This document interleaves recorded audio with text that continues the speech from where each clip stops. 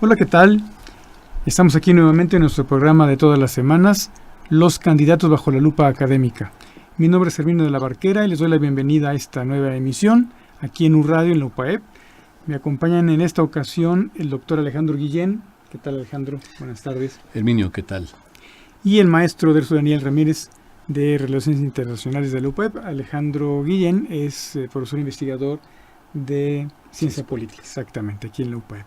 Bueno, pues en esta ocasión, siguiendo lo que hemos hecho en las semanas anteriores, pues hablaremos también acerca de las propuestas de los candidatos, pero en esta ocasión tenemos un tema muy especial que es lo que ha ocurrido en los últimos días, en especial las resoluciones de Donald Trump acerca de su política exterior y de comercio, cómo pueden impactar a México y a sus elecciones.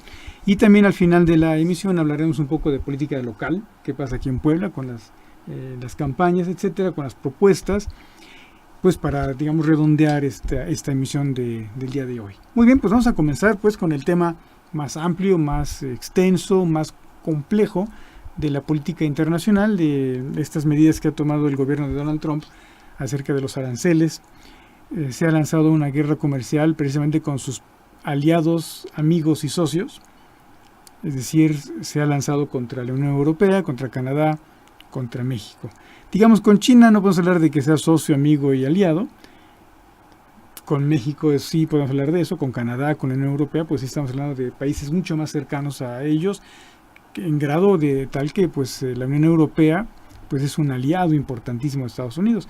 Y ahora precisamente contra estos amigos, socios y aliados se ha lanzado una guerra comercial, pues, y lo sabemos todos, las guerras comerciales generalmente no tienen vencedores ni perdedores, sino todos perdemos. Daniel, ¿qué nos puedes comentar sobre este tema? Bueno, antes que nada, muy buenas tardes. Pues sí, me parece que en los últimos meses hemos estado viendo una transformación importante en la política exterior de los Estados Unidos. Durante todo el siglo XX hay que decirle al auditorio que Estados Unidos fue uno de los principales promotores del libre comercio, inclusive el constructor de instituciones internacionales que promueven el libre comercio como el GATT en su época o la OMC, la Organización Mundial del Comercio. Y con la llegada de Trump, pues vemos unos Estados Unidos que realmente están virando hacia un proteccionismo, ¿no? Y pues este proteccionismo estadounidense pues ya nos empezó a afectar, ¿no? Porque hace una semana, me parece, pues se anuncia el establecimiento de aranceles al acero y al aluminio, ¿no?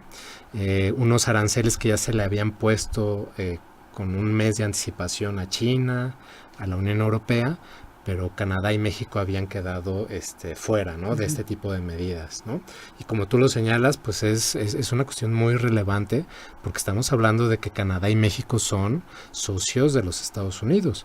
Inclusive recuerdo que en el año 2001, en aquel entonces había varios centenares de empresas siderúrgicas en Estados Unidos que ya estaban a punto de quebrar. Y entonces en ese momento el presidente George Bush hijo establece una serie de aranceles proteccionistas al acero y al aluminio para rescatar y ayudar a estas empresas, y precisamente Canadá y México quedaron fuera de esa medida, pues bajo el argumento de que eran socios muy cercanos, ¿no? Unidos por un tratado de libre comercio, ¿no? Entonces en aquel momento pues los aranceles solamente se le pusieron a Rusia, a China, a Japón, a Corea del Sur, y la Unión Europea y México y Canadá pues no fueron afectados, ¿no? Cosa muy distinta ahora, ¿no? Y es una cosa muy distinta porque esta medida Trump pues la ejerce, ¿no?, en medio de un proceso en el que aparte se está renegociando el Tratado de Libre Comercio, ¿no?, que como el auditorio lo sabe pues es pieza clave en el desarrollo económico mexicano, ¿no? Entonces en ese sentido pues sí es una señal que pues de alguna manera da ¿cómo se llama?, signos muy negativos, ¿no? Me parece que sí podemos estar hablando que prácticamente la renegociación del Telecán pues no va a llegar a un buen puerto, ¿no? Y por supuesto que por el peso que tiene la economía de Estados Unidos en nuestro desarrollo, pues por supuesto este tipo de medidas nos va a afectar económicamente, pero además políticamente, ¿no? Yo creo que este tipo de cuestiones inclusive pueden influir coyunturalmente en la elección, ¿no?, que estamos a punto de tener en nuestro país. O sea que tenemos un caso en donde los Estados Unidos están destruyendo lo que ellos durante tantos años ayudaron o bueno, no solamente ayudaron a la construcción, sino que dirigieron en su construcción, ¿no? Ellos fueron los que dirigieron este reacomodo del mundo después de la Segunda Guerra Mundial, con ellos como país hegemónico, y este orden internacional que construyeron, ahora lo están desmantelando. Pero yo creo que estas medidas proteccionistas ciertamente nos van a afectar a nosotros, pero también a ellos, ¿no? Por supuesto. Porque las medidas proteccionistas afectan también a los consumidores estadounidenses. Sí, ¿no? Por supuesto. Las guerras comerciales, como tú lo dices, pues a los que más afectan son a los consumidores, ¿no? Entonces, en ese sentido, pues Estados Unidos tiene una industria muy potente en el ramo automotriz, ¿no? Tiene otro tipo de industrias también que utilizan mucho el acero y el aluminio, y este tipo de medidas que hace Donald Trump, pues por supuesto que van a impactar, ¿verdad?, en el consumidor estadounidense. Y además, Estados Unidos también se va a ver afectado porque obviamente a los países que le están poniendo aranceles, pues están respondiendo con medidas espejo, ¿no? Sí. La Unión Europea ya anunció que va a responder, ¿no?, con medidas retaliatorias, se les conoce, a una diversidad de productos estadounidenses. China lo mismo, e inclusive nuestro país también. Sí, aquí hay que recordar al auditorio que los aranceles los paga en última instancia el que consume el bien, no los paga México. Así es. México sigue exportando, pero el comprador allá es el que acaba pagando, digamos, es una especie de impuesto extra, ¿no?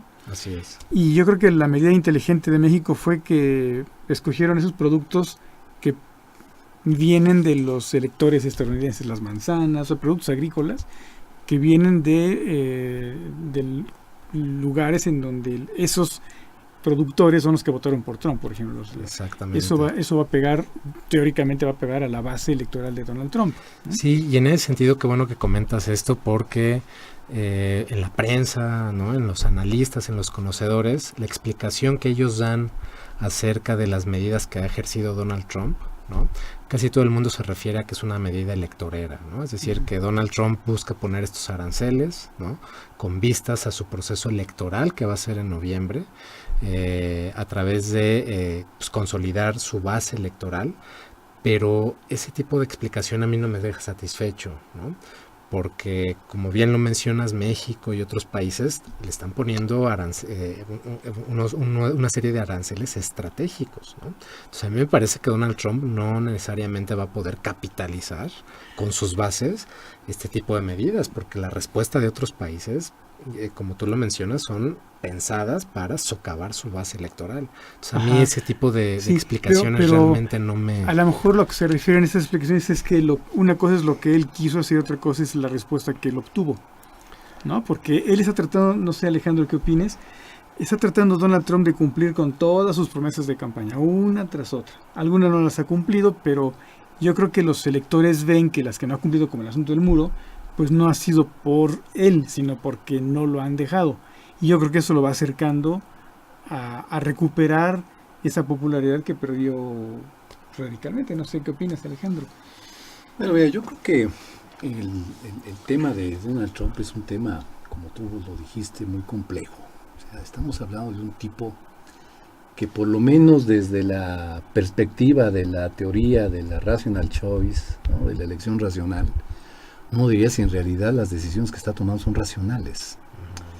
Porque estas medidas que acabas de explicar, realmente cuando uno observa todas las respuestas y que finalmente pueden ir socavando eso que ustedes señalan de la base electoral, pues suena lógico, ¿no? Pareciera sonar lógico. Ahora, yo no sé si esto que estamos observando por parte de Donald Trump finalmente es lo único que le resta por hacer después de todos los fracasos y encontronazos que ha tenido en lo que se refiere a llevar a cabo sus promesas. Lo que sí creo observar es que finalmente, y para conectarlo con el tema de los candidatos, yo creo que le está haciendo favor a un candidato, ¿no? A un candidato de aquí, pues de manera clara. O sea, sin necesidad de entrar al tema del proteccionismo nacional, ¿verdad? Esta medida de Donald Trump, pues le está limpiando, allanando el camino, ¿no? Y ya de hecho lo está haciendo el actual gobierno, Andrés Manuel López Obrador. Uh-huh. Porque López Obrador ha estado planteando mucho también este asunto, ¿no? De cómo recuperar el mercado interno, cómo dejarle más mercado nacional a los productores nacionales, en fin, todo esto que ya hemos venido escuchando, que creo que al final de cuentas pareciera que los astros se le alinean a López Obrador. Porque este tipo de medidas, junto con este tipo de liderazgo que tiene Donald Trump, ¿no? Antimexicano, pues termina por hacerle ese favor, que ya de por sí estamos viendo que las encuestas, pues prácticamente ya las últimas dan 2-1 de López Obrador sobre el segundo lugar. Ya hablaremos del asunto, pero concluyo mi comentario con lo siguiente. Se prevé que en estas elecciones en Estados Unidos van a perder los republicanos. Se prevé, ¿no? Que muchos de los que votaron en su momento por Donald Trump y después de ver los fracasos y los encontronazos y cómo se topa con cristal, como buen chivo, ¿no? Cómo se topa ahí el chivito en cristalería se está topando con la institucionalidad norteamericana, ¿no? De por sí ya se preveía o se prevé que van a perder la elección o una buena parte en la Cámara de Representantes los republicanos. Y por otro lado, en el caso nuestro, ¿verdad? Pues el hecho de que no se firme el Tratado de Libre Comercio, pues algunos ya la califican de guerra comercial, ¿no? Pues le permite a López Obrador decir, pues señores, no es un asunto mío, es un asunto de política exterior, es un problema del mercado mundial, es un problema que nos están generando los Estados Unidos, y pues de modo, pues tenemos nosotros también que aplicar este tipo de medidas proteccionistas que nos van a servir, de acuerdo al proyecto de López Obrador, nos van a permitir el que se vayan fortaleciendo hipotéticamente los productores nacionales, etcétera. Entonces, yo creo que con eso podemos un poquito abonar. Sí, efectivamente, porque estamos en un mundo en donde los electores están yéndose por modelos del pasado pensando que vamos hacia el futuro, ¿no? Y guiándose por ideas que supuestamente son de un pasado glorioso o mejor que el presente, pero realmente estamos yendo hacia unos esquemas que no funcionaron. Pero en el caso de México es obligado.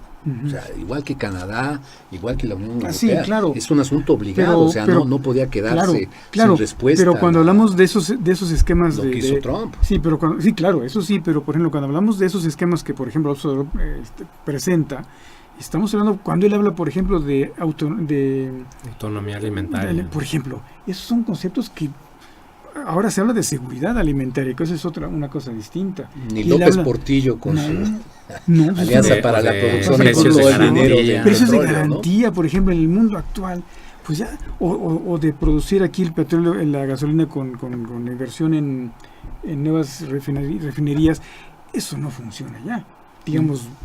Pero, efectivamente, las medidas de Trump lo que hacen es fortalecer este discurso nacionalista y un poquito, digamos, no quiero decir retrógrado, sino un poquito como anticuado del discurso del observador, ¿no?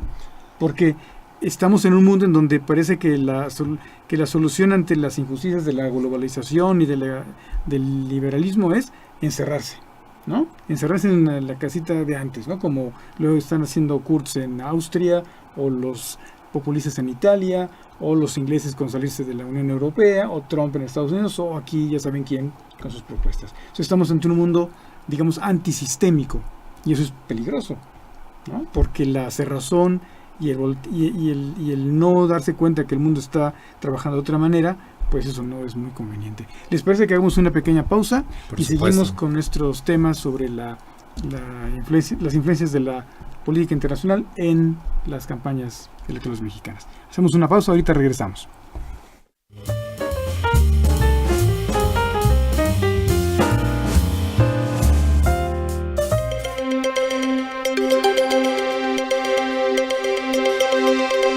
UPAEP, rumbo al 50 aniversario. Misión: crear corrientes de pensamiento y formar líderes que transformen a la sociedad, en la búsqueda de la verdad, integrando fe, ciencia y vida. Valores. Junto a la verdad, el bien y la belleza, nuestra universidad sostiene como valores rectores la dignidad de la persona humana, la libertad, la solidaridad, la subsidiariedad, la congruencia, el respeto, el amor y la justicia. Visión. Somos una comunidad universitaria fraterna, congruente, alegre y comprometida, que es referente en la conjunción del pensamiento humanista, cristiano y las ciencias, que forma integralmente líderes con alta calidad profesional y compromiso social.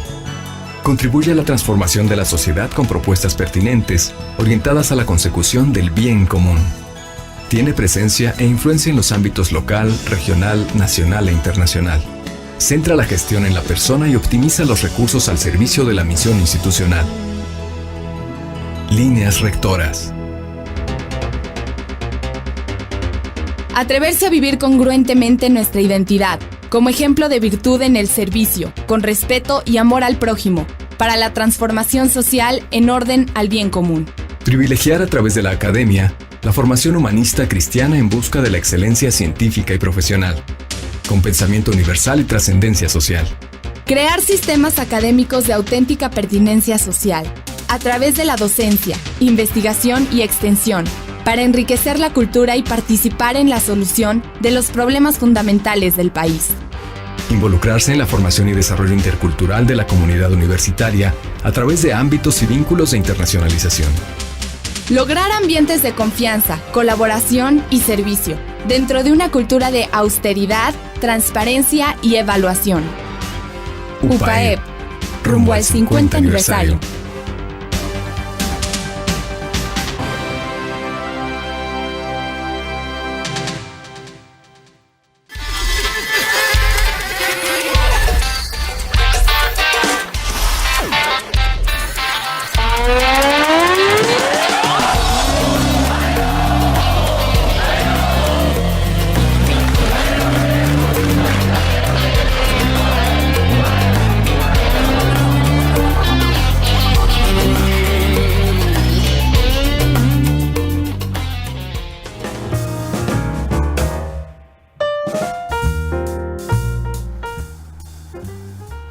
Muy bien, pues seguimos después de esta breve pausa, seguimos con nuestros temas, analizando las propuestas de los candidatos. En este caso hemos hecho una pequeña introducción al panorama internacional de los últimos días. En lo de la noticia fue la de los aranceles a las importaciones de Estados Unidos y la respuesta de Canadá, de México, de la Unión Europea para defenderse de esas medidas que son realmente ilegales y arbitrarias, según lo que se ha acordado con la OMC, pues son medidas ilegales y arbitrarias.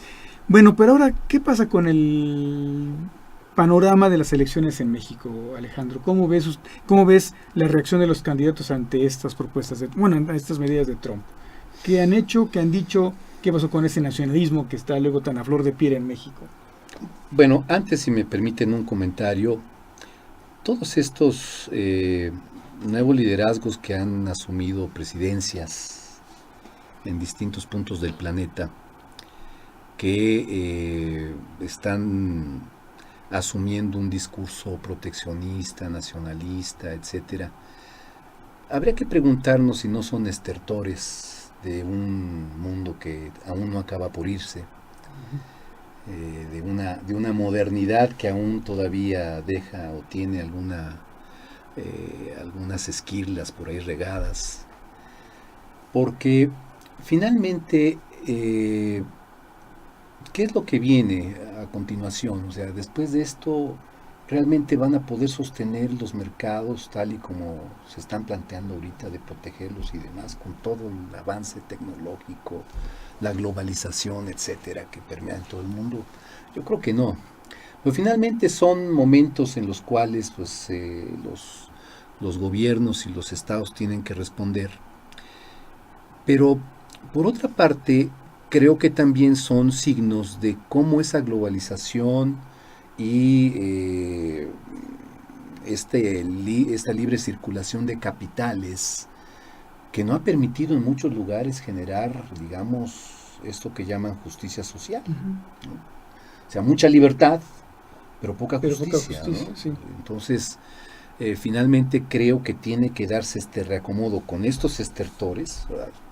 Posiblemente podamos o se pueda generar al final de cuentas esto que le está haciendo falta a la globalización. O sea que la globalización no ha dado unos frutos parejos. Que Digamos, tenga ¿no? su contrapeso exacto, en el tema de la justicia, ¿no? de la justicia. O sea, ha sido más prolífica para algunos que para otros, ¿no? O sea, mucho más enriquecedora, digamos. ¿no? Exactamente, otros, porque por eso están surgiendo este tipo de liderazgos, finalmente, ¿no? Ahora, yendo a la pregunta, pues realmente, ¿qué pueden decir? ¿Qué pueden decir frente a esto? O sea, para comenzar, todos han, desde que califica como animales Trump, ¿no? a los migrantes mexicanos, todos los candidatos hicieron una sola voz con el presidente diciendo, pues, ¿sabes qué? Aquí hay que protestarle a este tipo, ¿no? Hay que, por lo menos en el discurso, ya que sabemos que potencialmente pues ellos tienen más herramientas que nosotros para hacernos más daño que nosotros a ellos.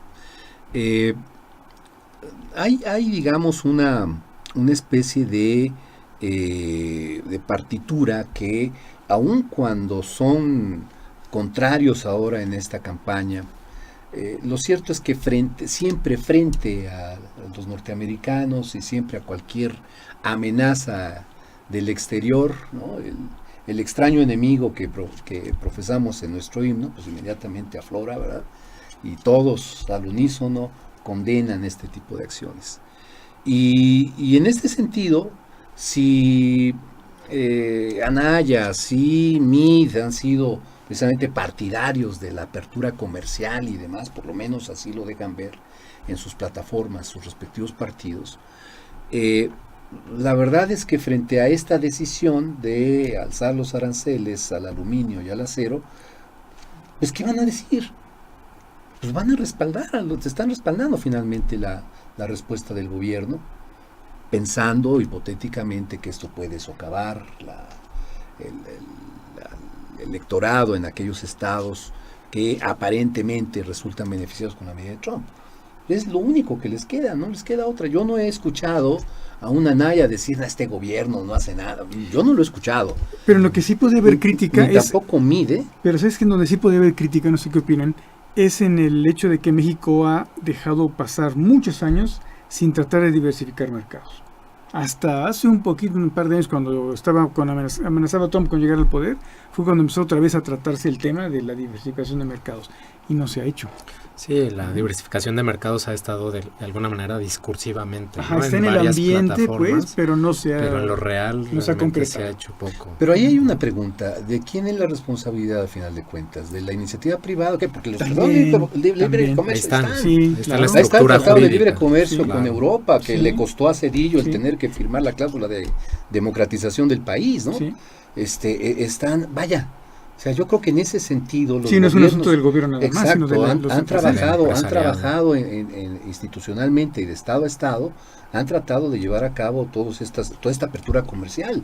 Aquí yo creo que también tenemos que cuestionar un poco o mucho qué tanto el empresariado nacional ha aprovechado precisamente esa Porque diversificación. se van por el de los camino tratados. fácil, ¿no? Se van por el camino fácil. Pues está cerquita, regionalmente, hablan inglés. un menor costo en lo que Sí, se refiere a la sí. transportación, etcétera, la comercialización en sí, en fin, todo lo Ya está el todo, proceso, ya está etcétera. puesto. Y ahora que de pronto, de un manazo, tiran todo eso al piso, no tenemos otro mercado. Y yo creo que esto puede beneficiar finalmente, claro. porque esto va a obligar precisamente a los empresarios, exportadores principalmente, pues a tratar de buscar los otros mercados. Y esa es la forma en la cual se puede, por el momento, medio tapar. Sí, medio tapar, porque un mercadote de ese tamaño. El hoyo que nos están haciendo con esto. Con referencia a la pregunta que le hacías al doctor Guillén, pues yo comentaba que a mí no me dejaba totalmente satisfecho esta explicación de que la medida de Trump es una medida electorera.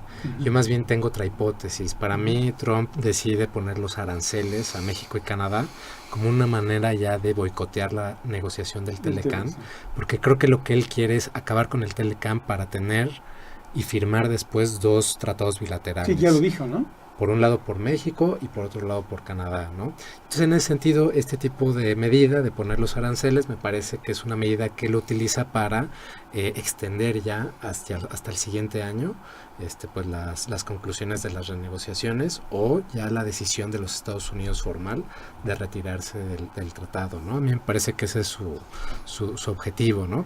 Y en ese sentido creo que, como bien lo dijo hace rato también el doctor, eso le beneficia a López Obrador, ¿no? Porque de alguna manera Donald Trump con esto está mandando el mensaje de que con este gobierno del PRI ya no quiere nada y que más bien se va a esperar, ¿no?, a que entre un político pues que tiene paradójicamente que tiene una visión de la economía internacional muy parecida a la de él, que es el proteccionismo, muy pobre, y que es la de López Obrador, ¿no? Entonces, en ese sentido creo que ahí Donald Trump va a encontrar, pues digámoslo así, al interlocutor perfecto para su estrategia, ¿no? Un presidente mexicano que, bueno, yo todavía no le doy el gane, ¿no? Para mí todavía falta. Pero en el dado caso que Obrador gane, pues va a tener Trump el interlocutor perfecto en México, pues para acabar el tratado y replantear una relación ya bilateral. Sí, que es lo que no le conviene a nadie, ¿no? Yo solamente plantearía una interrogante, esta hipótesis que manejas. Sí. Yo en un principio creí esto que tú estás diciendo. Sin embargo, ¿por qué lo hace también con Europa? O sea, bueno, ahí en qué sentido viene el arancel no solamente para Canadá y México, sino también para Europa. Lo hace parejo, ¿no? Lo hace parejo. Sí. Es decir, ahí...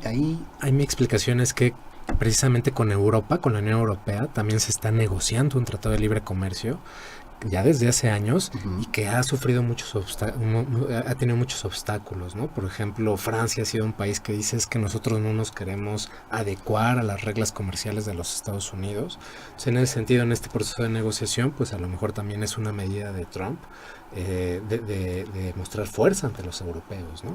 Entonces, esa sería mi explicación, tal vez. Sí, y yo no sé también qué tanto sepa Trump del observador, por ejemplo. Yo creo que sí sabe. Pues a lo mejor, no sé qué tanto sepa.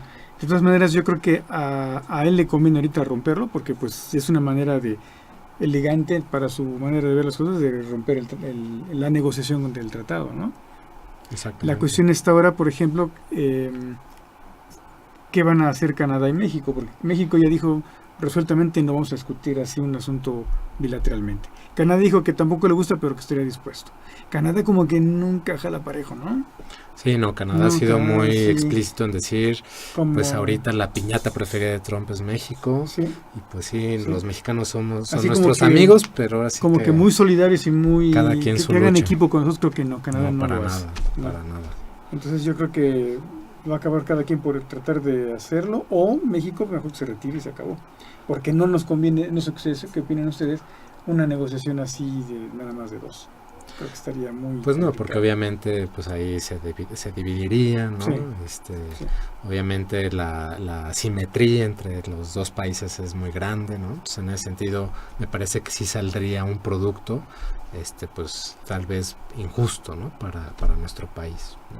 Pero renunciar a esos mercados, a nuestra condición precaria, Sí. yo creo que sería darse un tiro en el pie. Sí. O sea, yo creo que si en última instancia no le dejan otra alternativa, México lo va a tener que hacer. Sí, lo va a tener que aceptar. Sí. Por la asimetría de Es que relaciones comerciales. un mercado de ese tamaño, ¿dónde? Exacto. ¿Dónde? O sea, uno puede pensar en China, sí, pero está mucho más lejos. Por supuesto. Y el mercado que consume, vamos, no es del tamaño de la economía de Estados Unidos. Y tomar en cuenta todas las redes, todas las cadenas de valor que ya están instaladas en México, que prácticamente son empresas estadounidenses que producen cierto insumo aquí y lo reexportan hacia Estados Unidos. Es decir, nuestra economía ya está profundamente anclada, ¿no? Sí, y no solamente la economía, sino tenemos, por ejemplo, las cuestiones culturales, ¿no? Que nos unen a Estados Unidos. el parentesco, las familias, todo ese tipo de relaciones que son muy complejas entre México y Estados Unidos. Eso sí, es doloroso ver cómo Trump está acabando con todo un orden que tantos años se llegó a construir, en cimentar, en armar.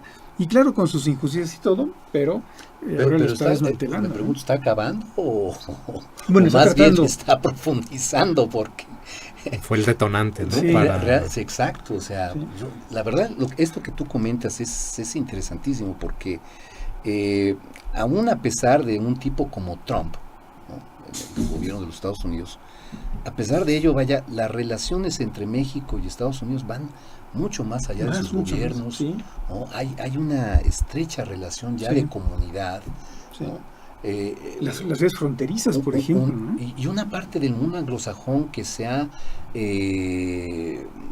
compenetrado, digamos, con esta parte latina, particularmente los mexicanos. O sea, ¿cuántas comunidades no vemos en donde están conviviendo ya ese mundo que parecía para muchos mexicanos como que allá el sueño americano, ya están conviviendo? O sea, ya realmente hay comunidades en distintos estados de la Unión Americana en donde uno puede ver estas comunidades mexico-norteamericanas, ¿no?, que están conviviendo y viviendo los mismos problemas que todos los demás, o sea, problemas de la educación, de la vivienda, de la salud, y que están tratando de hacerle frente, ¿no?, y que finalmente tarde o temprano significan también poder político, ¿no?, claro, en los diferentes estados de la Unión Americana e incluso para las elecciones federales. Exactamente. Pues sobre eso, si quieren, ahorita terminamos de comentarlo para pasar a otros temas. Me están indicando que ya es hora de irnos a una pausa. En un momento regresamos.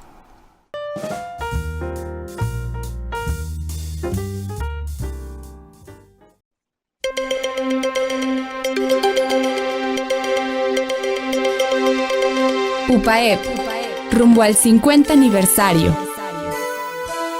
Misión: crear corrientes de pensamiento y formar líderes que transformen a la sociedad, en la búsqueda de la verdad, integrando fe, ciencia y vida. Valores. Junto a la verdad, el bien y la belleza, nuestra universidad sostiene como valores rectores la dignidad de la persona humana, la libertad, la solidaridad, la subsidiariedad, la congruencia, el respeto, el amor y la justicia. Visión. Somos una comunidad universitaria fraterna, congruente, alegre y comprometida, que es referente en la conjunción del pensamiento humanista, cristiano y las ciencias, que forma integralmente líderes con alta calidad profesional y compromiso social. Contribuye a la transformación de la sociedad con propuestas pertinentes, orientadas a la consecución del bien común. Tiene presencia e influencia en los ámbitos local, regional, nacional e internacional. Centra la gestión en la persona y optimiza los recursos al servicio de la misión institucional. Líneas rectoras.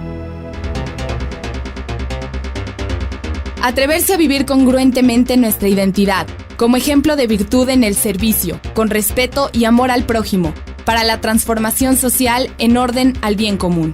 Privilegiar a través de la academia la formación humanista cristiana en busca de la excelencia científica y profesional, con pensamiento universal y trascendencia social.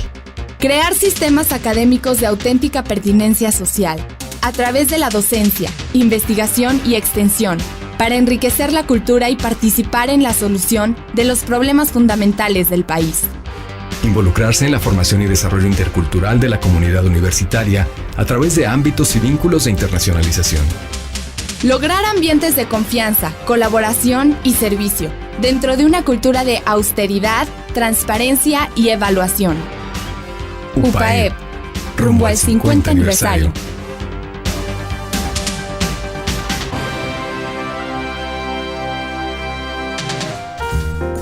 Muy bien, pues estamos aquí de regreso en nuestro análisis sobre los últimos acontecimientos internacionales y sobre las campañas en México. ¿Qué les parece si ahora platicamos un poco acerca de los últimos acontecimientos en las campañas?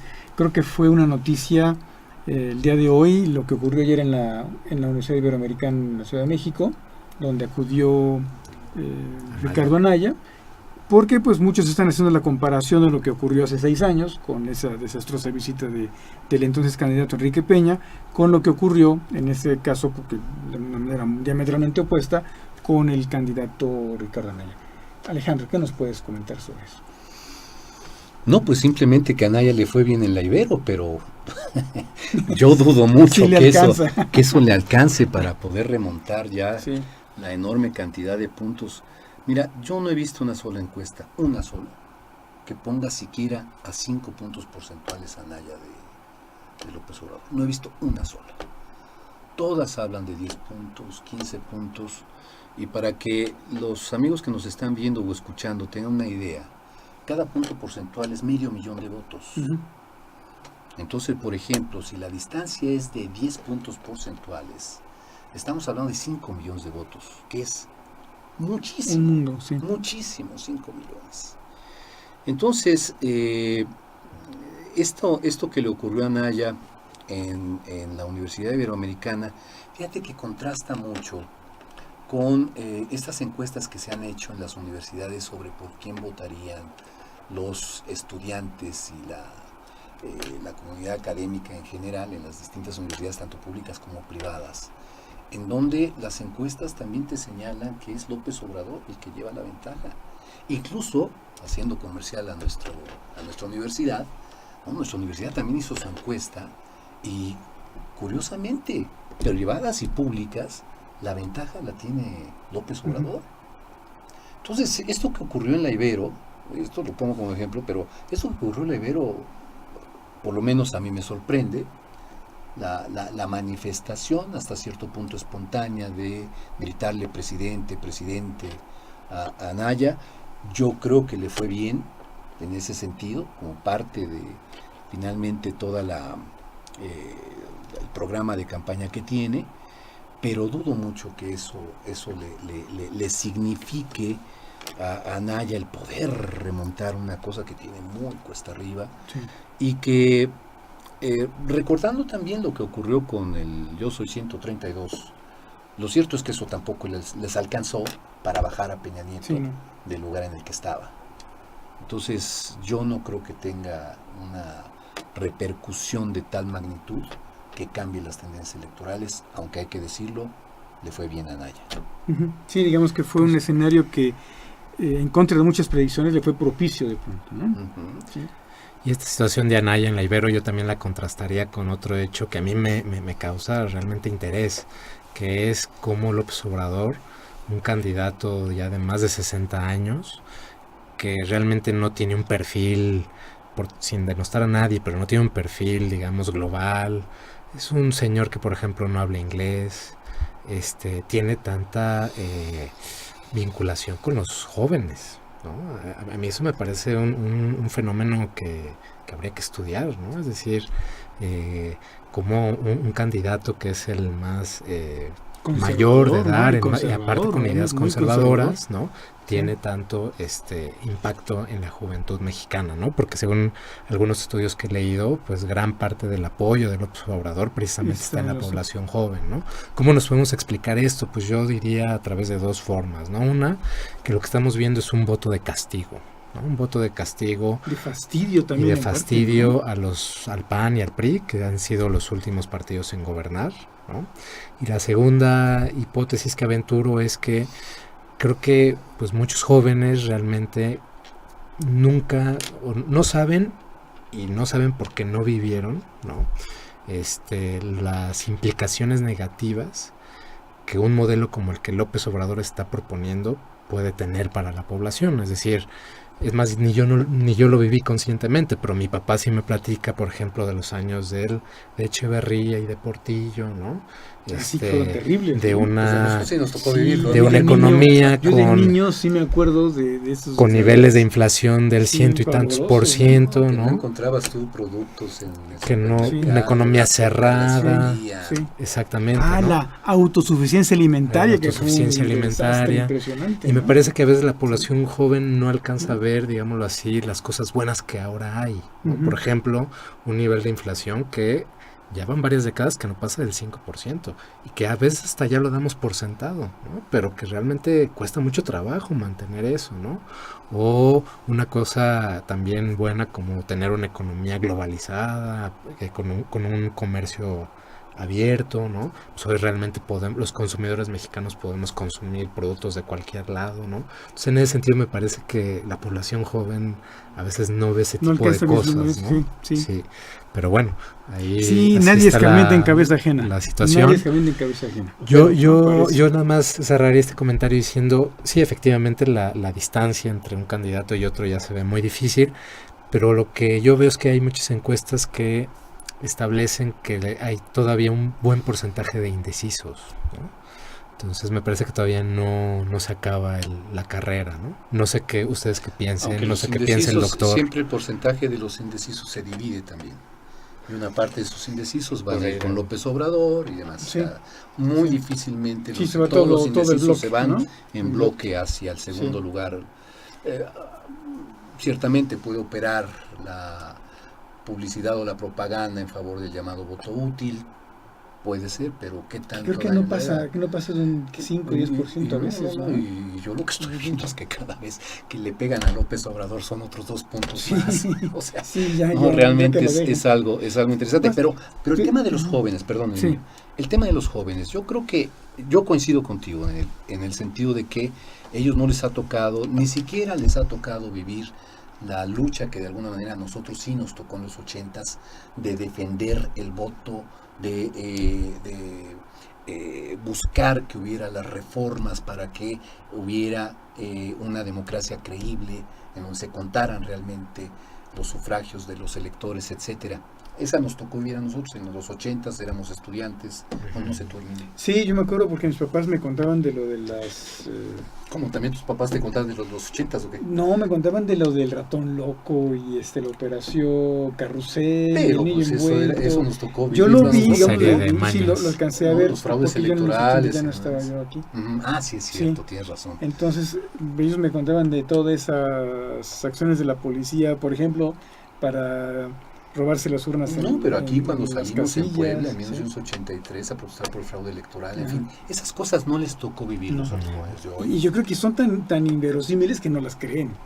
Porque de veras, o sea, ¿a quién se le ocurriría? Y lo dan por sentado ya, el tipo de libertades y de leyes que hoy tenemos. Sí, exactamente. ¿No? Y muchos de ellos lo dan por supuesto, y además con cierta indiferencia incluso, ¿no? En muchas ocasiones. Y también, ¿sabes qué? Otra cosa interesante, antes de la pausa, es que el Morena como movimiento, porque esos movimientos populistas que casi nunca se llaman partidos sino movimientos, se dice de izquierda, pero realmente no, para mí ya no es de izquierda. No es de izquierda. Si uno ve lo que proponen, no comulgan con principios de izquierda, por ejemplo. No. Pero eso es lo de menos.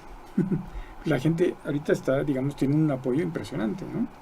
Y ahora realmente cuando uno lee los principios o los estatutos de Morena, pues realmente es igual una cosa de chicle, ¿no? Que pueden estirar y encoger. Fíjate que mucha gente se enojó de que el PES se uniera a Morena, ¿no? Yo creo que es más lógico eso que el PT sea una Morena. Aunque también, como es tan chicloso aquello, pues ahí cabe de todo. Que yo creo que es el gran problema después de que triunfen, si es que llega el triunfo, ¿no?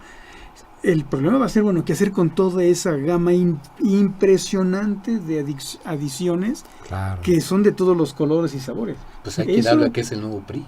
Exactamente, sí, es un partido hegemónico. El PRI de 1929, ¿no? De calles que logra conjuntar a todos los que se decían revolucionarios, no importa si eran realmente socialistas, comunistas, anarquistas, liberales, en fin.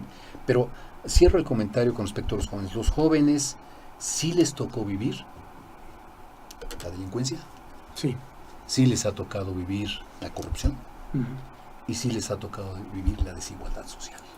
Que no se acaba. Creo que esos 3 temas son los fundamentales con los cuales López Obrador se abrazó y con desde un hace solo tiempo discurso. Y desde 2014, cuando se trepan los índices de corrupción, se trepan los índices de inseguridad, en ese momento es cuando, en 2014 en particular, López Obrador adquiere la fuerza que hoy tiene.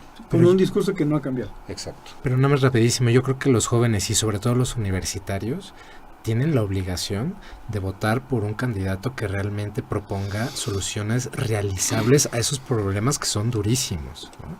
Y ahí es donde hay veces que ya no entiendo. Sí. ¿no? Es que el asunto es el voto de castigo. ¿Qué hicieron? Porque es la otra pregunta. ¿Qué hicieron el PAN y el PRI que dejaron la situación que hoy tenemos? Los problemas no se han resuelto. Hacemos una breve pausa y seguimos con esos comentarios para ya la recta final de nuestra transmisión, del programa. Claro que sí.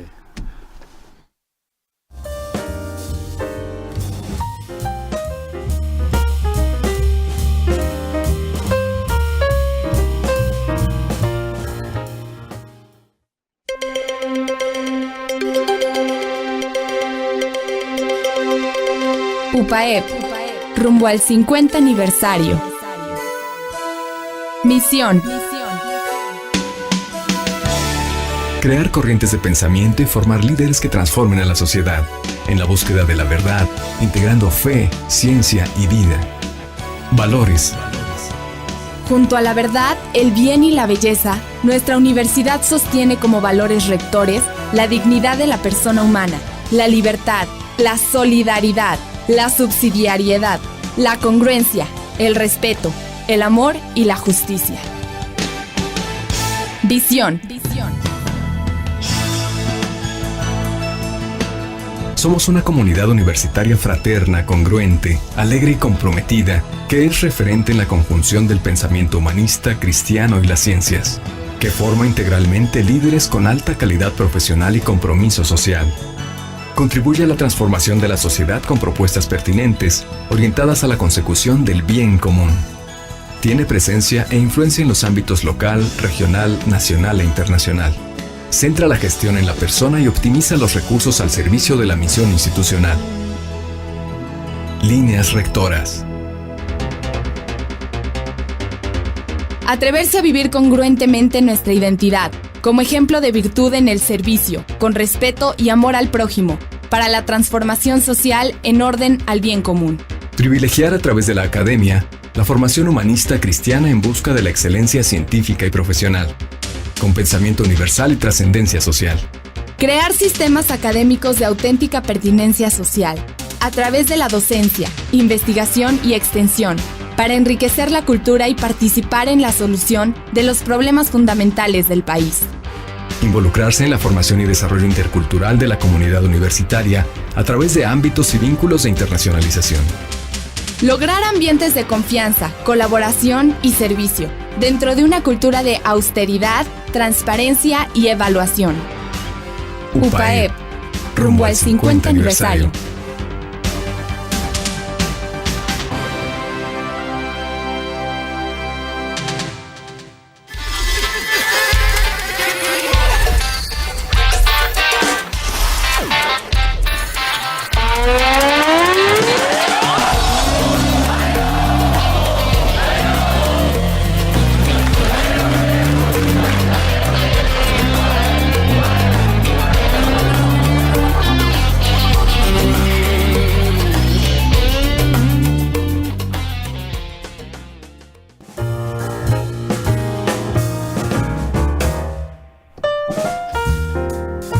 Muy bien, pues estamos aquí de vuelta en nuestro análisis de las elecciones, los candidatos bajo la lupa académica, en esta ocasión con la compañía del doctor Alejandro Guillén y del maestro Daniel Derso Ramírez.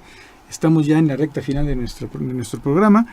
Hemos hablado aquí de esas características del movimiento de regeneración nacional, que creo que copiaron de un movimiento similar en Argentina, según tengo entendido. El nombre creo que lo toman de un movimiento argentino, creo que sí, no es original, ¿no? Pero bueno, el chiste es que está ahorita. Y lo que sí se parece algo de la Argentina es el famoso peronismo, ¿no? Esta aglutinación de fuerzas políticas en donde dentro de un movimiento todas las expresiones caben. Ajá. Igual que, como lo decía el doctor, con el PRI hegemónico, ¿no? Y me parece que es lo que estamos viendo ahora con Morena. Y bueno, lo de canasta, ¿no? Donde pueda caber todo. Sí. Y por eso también uno se explica por qué la vaguedad de López Obrador sobre diversos puntos, ¿no? Es decir, a lo que ahorita le conviene es ser vago, ser impreciso, ¿no? Para que de alguna manera ninguno de estos elementos que están dentro de su movimiento pues se sienta agredido, ¿no? Sí, porque cada quien puede citar frases de él para apoyar que le acomoda. Sí, entonces el problema va a ser después, si es que gana, va a tener que en algún momento decantarse sobre ciertos temas, ¿no? Sí, porque la vaguedad no le va a alcanzar después para gobernar, eso va a ser un poco complicado y mantener la cohesión de Morena, ¿no? Exactamente. Y en el caso de Puebla, Alejandro, tú que eres, digamos, gran conocedor del panorama político local, ¿cómo ves las cosas? ¿Cómo ves la campaña, por ejemplo, de Morena aquí en busca de la gubernatura? ¿Cómo lo ves? Bueno, trato de conocer estos Tratas de temas conocerlo, sí. a veces indescifrables, ¿no? No, mira, realmente estamos en el caso de Puebla en una situación difícil para el electorado. Difícil, y voy a decirlo así abiertamente, yo estuve participando con el doctor Enrique Cárdenas para que pudiera ser candidato independiente, como una opción que por lo menos se distinguía en lo que se refiere a antecedentes biográficos, como un tipo académico, un tipo dedicado al estudio de los fenómenos económicos e incluso políticos. Él tiene un programa de televisión en donde invitaba a diferentes expertos en diferentes materias, etcétera. Es decir, era un tipo, o es un tipo con una enorme autoridad moral, por un lado, y por otro lado como una autoridad académica. Entonces, yo abiertamente lo estoy apoyando, y es cierto que al final no logramos el que pudiera estar en la boleta, y eso por lo menos a mí me deja una sensación de vacío, y yo creo que a muchos electores también, porque cuando uno ve la campaña que hemos estado teniendo aquí en Puebla, de pronto dices, ¿por quién voto? O sea, ¿quién es el menos, el que menos ha mentido a la sociedad con respecto a sus propiedades, de no esconder cosas, en fin, realmente resulta complicado. Por un lado tienes un proyecto que busca ser transeccional, ¿no? Que ya de hecho lo es, ya llevamos 8 años con ese proyecto encabezado por Rafael Moreno Valle, y por favor no se me tome como una agresión o una violencia política, ni mucho menos, pero estamos hablando de que la candidatura de Marta Erika Alonso significa precisamente la continuidad de este proyecto que inició en 2010. No es un asunto de género, es un asunto político, y por lo tanto tenemos que verlo así.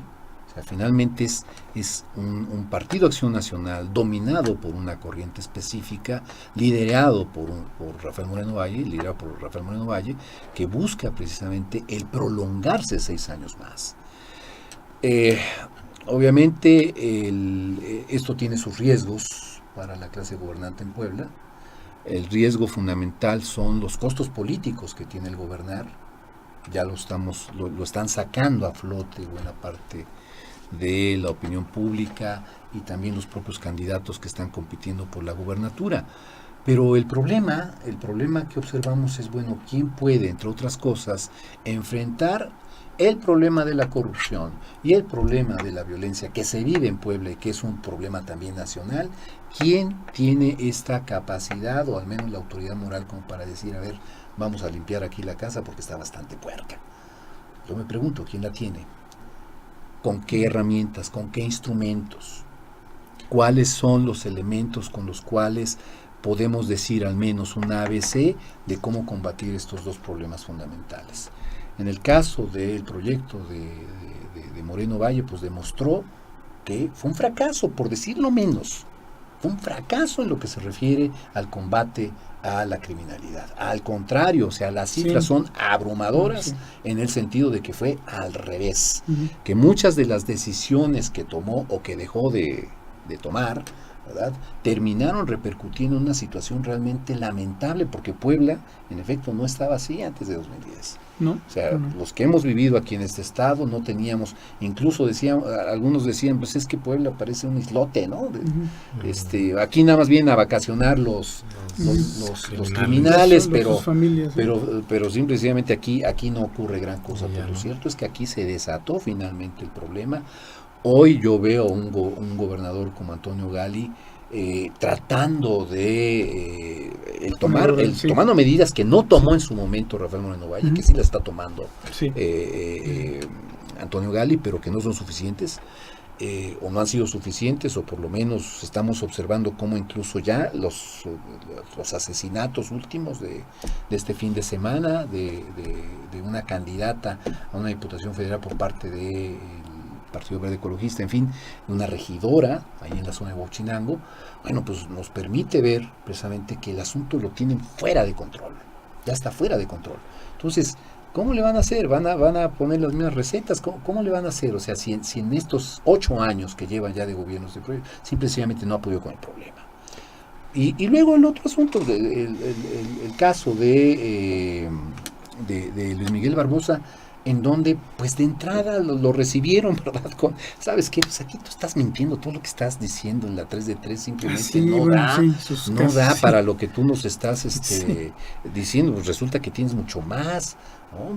Y luego un Enrique Doher, que le está ocurriendo lo mismo que a mí, y lo mismo que... Hay buenos candidatos del PRI, no es por otra cosa, pero creo que hay buenos candidatos del PRI, pero pues el problema son, por un lado, su historial, ciertamente, ya cuando tú le rascas a su historial particular dices, híjole, pero por otro lado el partido de la marca, ¿no? La marca no les ayuda. La marca PRI simple y sencillamente los está estancando y todos están en tercer lugar. Es un lastre, los está hundiendo. No están en tercer lugar, entonces... Y creo como que se desinfló un poco, ¿no? El asunto es el elector frente a esto. ¿Qué va a hacer? ¿Qué va a hacer? Porque además va a tener 6 boletas. Ese es el peligro. Es el peligro de haber hecho elecciones concurrentes. En un país federal, yo insisto, es una tontería en un país federal tener elecciones concurrentes. O sea, eso de que siempre estamos en elecciones, pues eso es propio de un estado federal, pues que siempre haya elecciones. Eso es propio de un estado federal. Ahora no nos gusta, pues entonces no hay que ser un estado federal. Pero querer ser un estado federal con elecciones concurrentes es verdaderamente un suicidio, ¿no? Es cambiar de golpe y porrazo la dirección política de un país cada 6 años, ¿no? O ahogar en los temas locales en beneficio de los temas federales. Eso no es correcto. En un sistema federal, cuando hay elecciones a destiempo, pues se privilegian las elecciones locales, se privilegian pues los temas locales, se discuten. Ahora no, porque concurren, entonces prevalece la discusión sobre temas federales, sobre temas nacionales. Es un grave problema, ¿no? Sí, y me parece que muchos de los problemas que, como bien lo ha señalado el doctor, que vemos en Puebla, me parece que es un asunto sistémico de nuestro federalismo, ¿no? Esta cuestión de la inseguridad, como lo hemos platicado en otros programas, pues es por un incentivo ahí perverso que tienen los gobernadores de como la fuerza federal ya llega a los estados, pues los gobernadores realmente no tienen el incentivo de desarrollar la fuerza pública suficiente para combatir el crimen. Sí, la policía científica, ¿no? Que se requiere. U otra cuestión de la corrupción, ¿no? Pues es que ya tenemos señores feudales como gobernadores, en donde cooptan el poder legislativo, el poder judicial, los organismos supuestamente descentralizados y se vuelven todos poderosos, ¿no? Entonces, en ese sentido, a mí sí me parece que un gran faltante en las propuestas de los candidatos a la presidencia es que vamos a ver qué vamos a hacer a futuro con un sistema federal que ya nos hizo crisis y que no está funcionando. Porque ¿no? yo creo que el sistema federal ha dicho nada. No, pasó de ser una forma de Estado a un dogma de fe y ahora es una especie de ardid en donde todos se escudan para hacer sus tropelías.